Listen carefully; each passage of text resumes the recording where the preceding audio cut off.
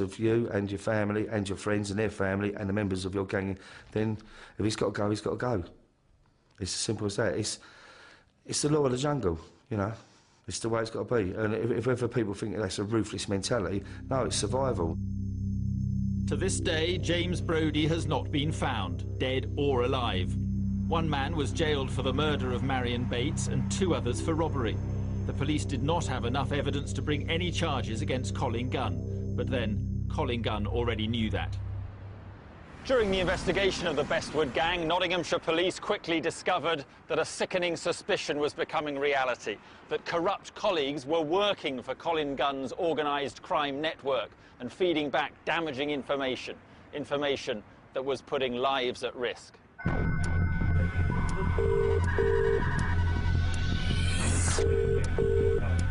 Hello. Hey, mate. Hi, mate. When we were mounting a number of operations, our intelligence at the time was what we considered to be of excellent quality, and some of the operations actually returned as nothing. We didn't find what we expected to find, and didn't find people where we expected to find them. And when that happens over a period of time, you tend to suspect that information is being passed. Did you get my message? Did you have a chance to... I will be today, so, yeah. Did you say nothing had come of that as far as you knew? Yeah, no, we've been working on it, nothing's come of it. Got no evidence. Any names come up? Yeah, we've got names, but it's fucking worth calling it. I think we'd always suspected that Colin Gunn and his associates were being provided information around police activity and police operations from within our own organisation. That's being clever, you know. At the end of the day, it's called watching your back, isn't it? It's having someone in the other camp. It's no different than what goes in the world with spies. Don't we stick spies in other camps? Don't we stick our people in Russia and China? You know, same thing, isn't it? It's having a spy in another camp to watch out, let you know what's going on. To have the kind of organisation that Colin Gunn and his henchmen had, they could only sustain that by corrupting people. And I think any chief constable who said, I've got organised crime, but I haven't got a corruption problem, I think is deluding him or herself. So, you know, it was part of my professional assessment and my colleague's professional assessment that we would find it. He had access to people in the council, in the police, in social services, in the health service, all of whom were willing to give information about the whereabouts of somebody. So you could place somebody into witness protection, but unless that was firewalled, those people were going to be found. I knew that somewhere out there were corrupt police officers who, if we didn't catch and stop and put in prison, the Gunns would continue to sustain themselves. IT experts quickly established which computer was being used to rifle through sensitive files. It belonged to a rookie detective called Charles Fletcher, a long-time friend of the Gunn family. Soon police would tap his phone calls and bug the room he worked in. I mean, we've got someone's foot blown off, balaclavaed up, but we've got no forensic, and he's not playing. I mean, he knows who fucking shot him. Yeah. He knows without a shadow of a doubt, but he's not going to put himself in that situation. No, that's right. Because he'll get killed next time. Yeah, he doesn't want to do it again. No.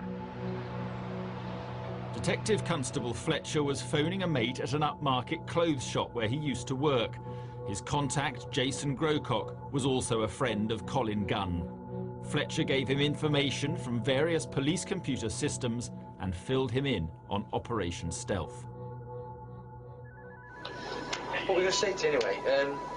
Yeah, I can talk now because there's people in the office. Stealth and those operations like that, we'll keep everything dead secret anyway because I don't want anyone to fucking know. I just felt really, really betrayed. I mean, I knew Charlie Fletcher personally, and for me, this was just, you know, the ultimate betrayal, I think, to me, my colleagues in the police service, that somebody can pass the information that we hold into a criminal network, putting people's lives and safety at risk, not only of the public but of my officers. It hurts. I saw Charles Fletcher, yes, as a corrupt police officer, yes, as a contemptible individual, but I primarily saw him as another front we could open up on Colin Gunn. And, you know, you can put all the kind of moralising around the fact there was a corrupt cop in there if you want, but the key bit was he was an opportunity to bring down Colin Gunn, and that was the biggest game in town as far as I was concerned. Chief Constable Steve Green decided to set up a secret operation nested within stealth, but known only to a trusted few. He needed a band of untouchables beyond corruption. Project Starburst, created to dismantle the Bestwood crime gang, was housed in a nondescript industrial unit away from force headquarters. National Crime Squad officers were brought in to help, and within Starburst were hidden two even more secret operations, one to target Colin Gunn, the other to deal with corrupt cops. There was a relatively small core of people, maybe not more than 50 in total, who worked under incredible pressure, who worked amazingly long hours, whose families saw precious little of them, but they were the people who kept this thing going day after day after day between 2003 and 2005. They were in no doubt that if they were identified while this thing was going on, that their own lives and their own families' lives could be at risk. Starburst employed sophisticated surveillance techniques used to combat terrorist gangs in Northern Ireland. Phones were tapped, mobile calls tracked, and the #1 target followed on camera from a series of secret locations. Police began to uncover the complexity of the Gunn empire. What people don't realise, that these people are doing it as a legit business, like a company. Everyone's got their job. It's like the people on the floor. It's like foremen's charge engines. Everyone's got their place, and everyone has to do what they're told. The way that Colin and David Gunn operated was quite sophisticated. Colin Gunn was the head of the organisation.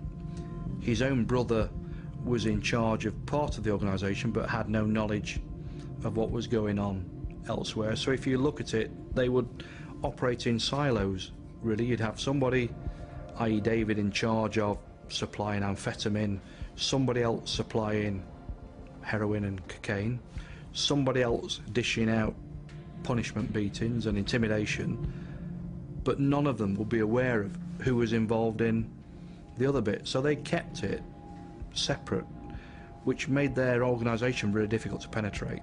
Every army needs a general, and with a general comes your lieutenants, your sergeants, and it's rank. It's rank. And you've got to have your soldiers. You can't have too many leaders because you'll clash and it'll all go wrong. So obviously he was a good leader and he had good soldiers. Do you know what I mean? But he kept everyone in order.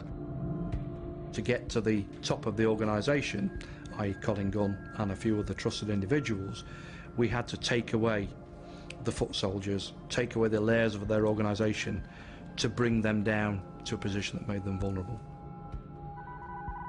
Among the activities Charlie Fletcher was engaged in, a search for John and Joan Sterland. There was no operational reason why he should have been looking for them. In the event, he found nothing on the systems he could access.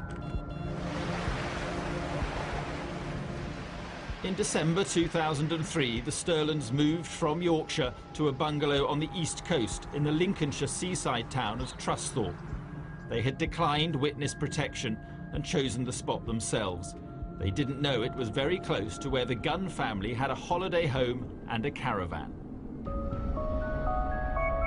Mrs. Sterland's son, Michael O'Brien, who tried to kill Colin Gunn's nephew and shot his best friend instead, was about to go on trial and fuel still further Gunn's desire for revenge.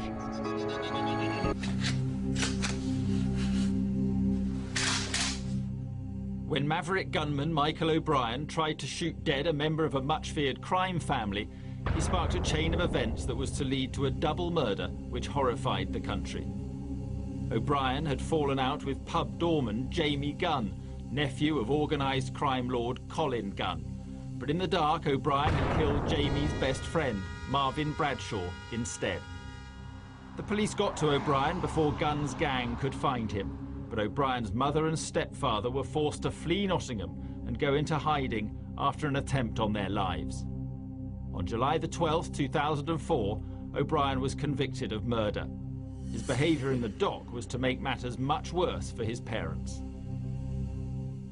The court descended into chaos, as Michael O'Brien made various taunts at Marvin Bradshaw's family, which included gross comments about how Marvin Bradshaw's head looked like a donut after he'd shot him. He threw a cup of water over the family and said, "I'm a bad boy, you know, I can do 20 years standing on my head." And he also pointed to Colin Gunn and made a gesture that implied that there was a bullet waiting for him as well, at which point Colin Gunn erupted and had to be escorted from the courtroom. Jamie Gunn never recovered from the events that cost his best friend his life. He had cradled him in his arms during his dying moments. Jamie had slipped into drug addiction and illness. 3 weeks after O'Brien was jailed, Jamie Gunn died.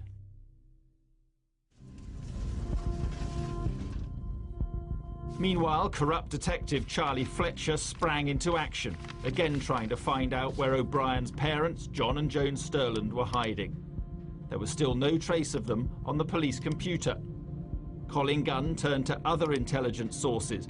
2 BT employees came up with an address, unaware of why it was wanted, at Trusthorpe in Lincolnshire. Suddenly, Colin Gunn went on holiday. Detectives are investigating the shootings of a couple thought to be in their 50s and from Nottinghamshire. They'd only moved to the coast a few months ago.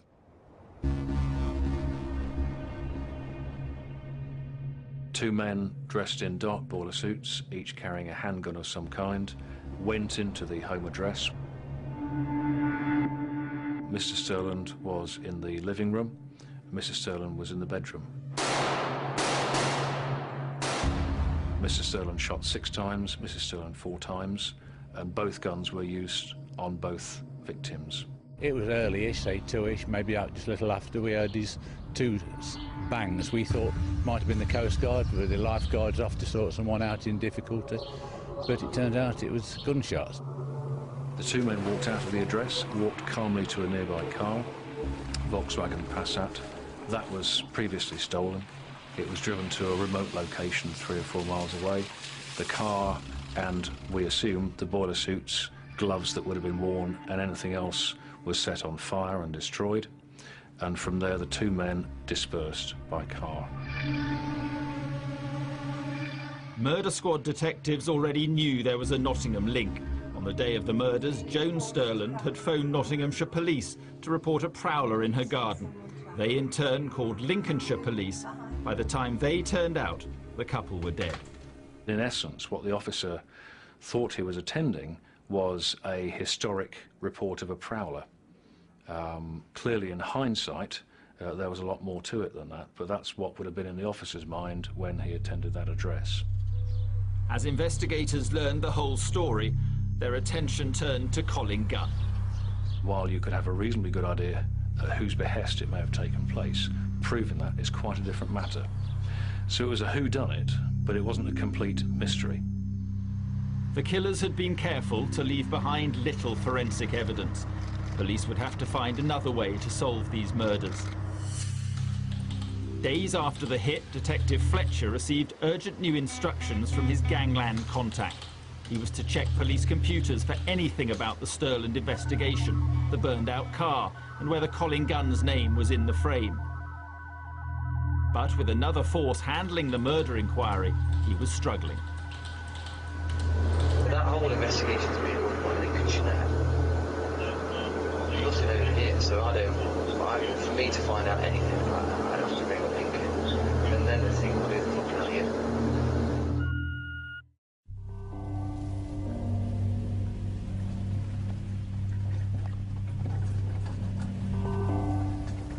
The week of the murders was also the week of Jamie Gunn's funeral. It was an impressive show of solidarity for the Gunn family as hundreds lined the streets for the occasion.